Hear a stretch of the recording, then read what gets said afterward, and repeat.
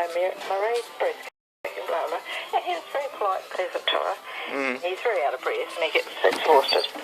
And then he said, I'm just wondering why I can't come down here for the holidays, you know. He said, he asked the last week he was down, could he come for a few days to a week even, you know. And Bruce said, well, we were actually had him all the time, he was on school. He was very polite and I was sitting in the bedroom just in case he did make an upheaval or somewhere. He didn't even swear. He said, oh, what's going on here? He said, this kid is now speaking out. And he said, you people are going opposite to him. Whatever he did to Judith, he said he's apologised for. And in fact, he likes to come and help. He was here cutting up tomatoes and onions for making tomato relish. He said, there was someone at the gate. Because the dog was off. And I said, because I didn't have the outside light on, and I said, oh, hold on a minute. I called out, I said, hello, Harry. He said, oh, I've come to see Bruce. I said, well, just hold a minute, grab the dog and put her on the lead. And I said, he's in there cutting up tomato relish. And Bruce walked in and he said, he told me he was from Waimate. He didn't actually even tell us his name, his ginger-headed fella. He's supposed to identify himself, especially on your private property. I never, because I wasn't inside, because I was putting the dog away, but Bruce said he still didn't know what his name was. But anyway, he came in and he says, it was a bit of an incident this morning where you threatened somebody. He said to Bruce, he said, oh, you made had a bit of an incident this morning where you threatened somebody. Bruce said, I did not threaten anybody. What that cop's doing is he's trying to get Dad to confess. Yeah, but he didn't. Bruce hasn't been into the police station. He told Bruce to go down. Best idea tomorrow to go down to Waimate and come and see me at the. What, and help? Write something. And Bruce said, no, I'm not going to Greensville. It's because he calls Waimate Greensville. So I'm not going down to Greensville. Well, why should he? He said, if I ever deal with any of the police any time, I usually do it in Timberi. He said, oh, will you go into Timberi tomorrow? Bruce said, no, I'm not. I'm not. And he hasn't. And he said, oh, well, I'll look into things and I'll get back to you tomorrow night or tomorrow. He hasn't turned up yet. Okay, so he showed up at your doorstep at what, 8 o'clock at night? I think it was about called Bruce reckoned it was about called day. Okay. It was very dark. And he failed to identify himself. He never said that he never, and of course he was a ginger-headed fella. Bruce said, how long have you been in the police force? 8 years. And Bruce said, best just go and try for another 8 years because you don't know what you're talking about. Yeah, well anyway, then he turned round. But he thought Bella was going to bite him. I said, she's not, she only a lick you. He was getting quite agitated because Dad wouldn't even tell him his name. And then he tried to, he asked him his date of birth. And Bruce said, you know that because you're here already. He was sort of sitting here and he was going on about what he said and all this, what Bruce said. And Bruce said, where is it in writing? Where's your piece of paper? Where's your written affidavit of fact or truth making these allegations, and who do I have reverse liability over? But anyway, then I just said, well, you people, I said, honestly, you don't know what you're talking about.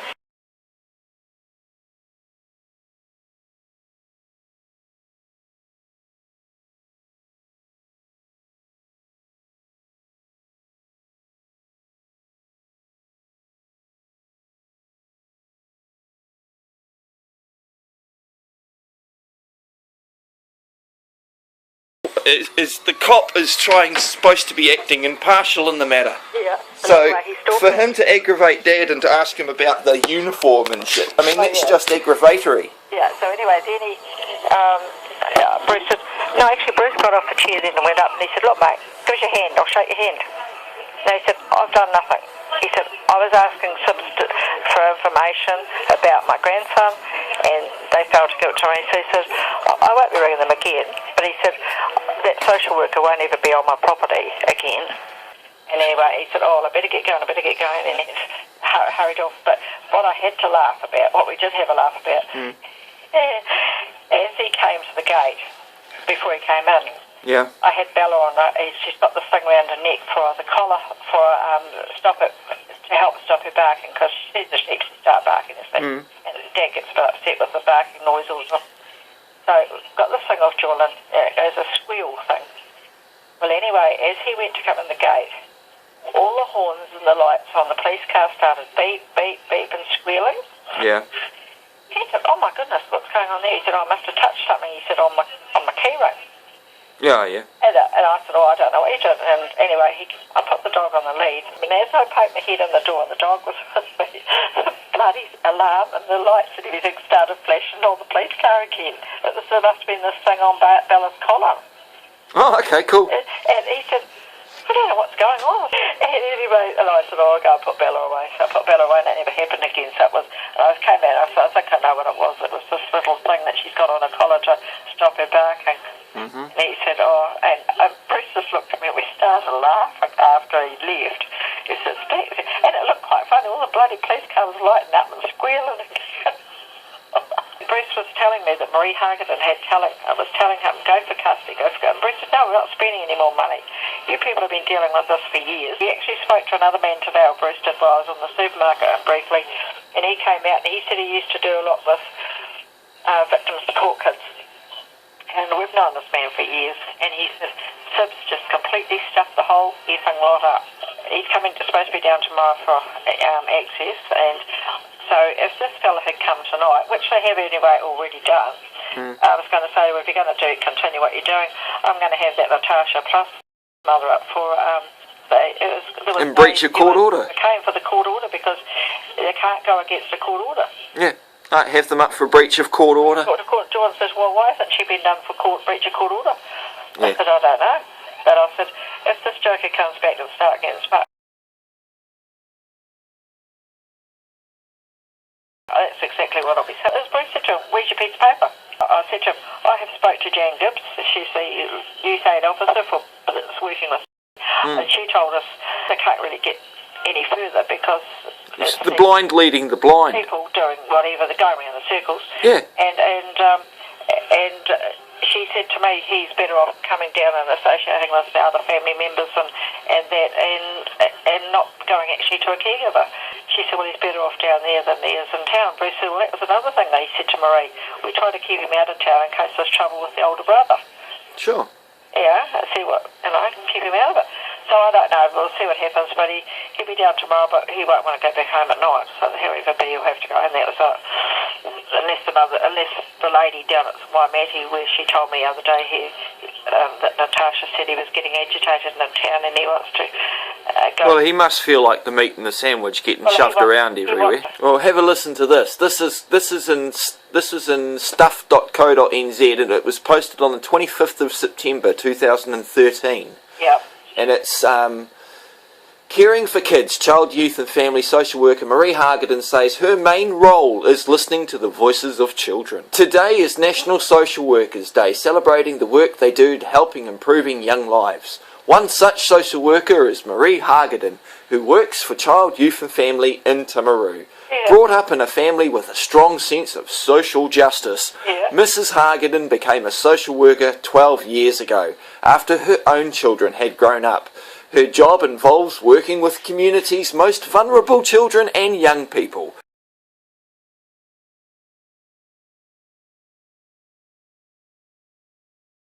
She said it was important to build an honest relationship with families. The more open and honest, the better the outcome, she says.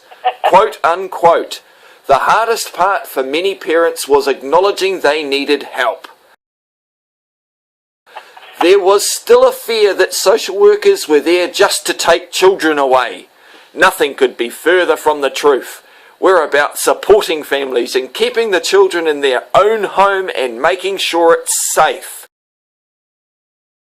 Time restraints meant it took a long time to get to know families properly, with grandparents, teachers and Plunkett often also consulted to gain the big picture. And then when they turn around, when you ring them or phone them, they turn around and, at a meeting, they say, oh, you're ringing us really for no reason. And then when you do say something about what the parent or the mother may have done, a few years ago, a couple of years ago, or to the kids, batting them up all the time, they turn around and say, oh, that's history. Yeah. In extreme cases, if there was no way of keeping a child in their home due to safety concerns, then the child would be placed with a long-term carer. Supporting the child through the ups and downs was part of the job. Often children were more inclined to be honest than their parents, Mrs. Hargadon says. Children are our clients and we need to hear from them first on how parents' behaviour is impacting on them. And there's a picture of her sitting there with a smile with some painted pictures from kids behind her and her blue top.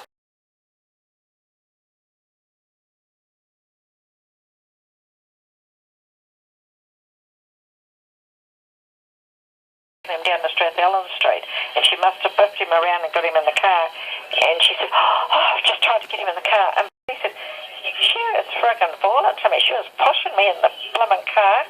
He said to me in the car, he said, what I do, he said, Mum hits me, I hit her back, and then she calls cops.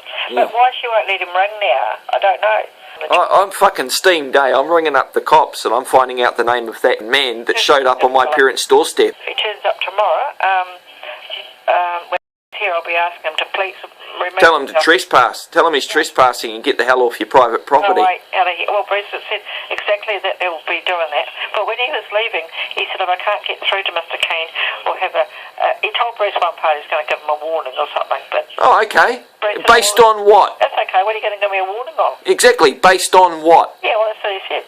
So anyway, when he was coming out the gate, he said to me, he said, I could...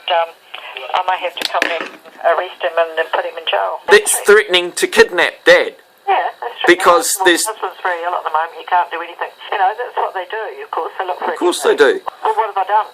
Exactly. What have I done?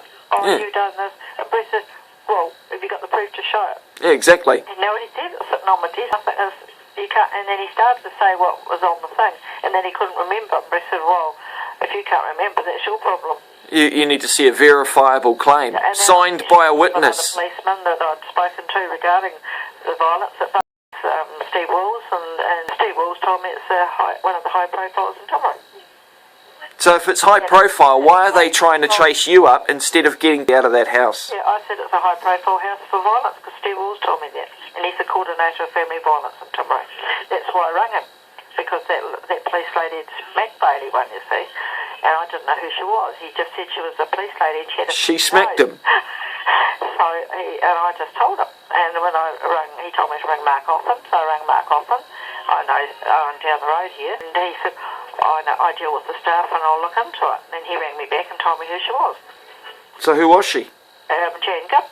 She's the family youth aid for up to 15-year-olds.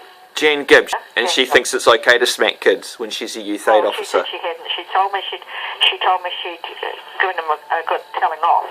Because he said to me, he says, I tell police and I tell social workers and they don't listen to me. And that's from an 8-year-old boy that's getting beaten up on a daily basis. He's 10 now. He's 10, is he? He just turned 10.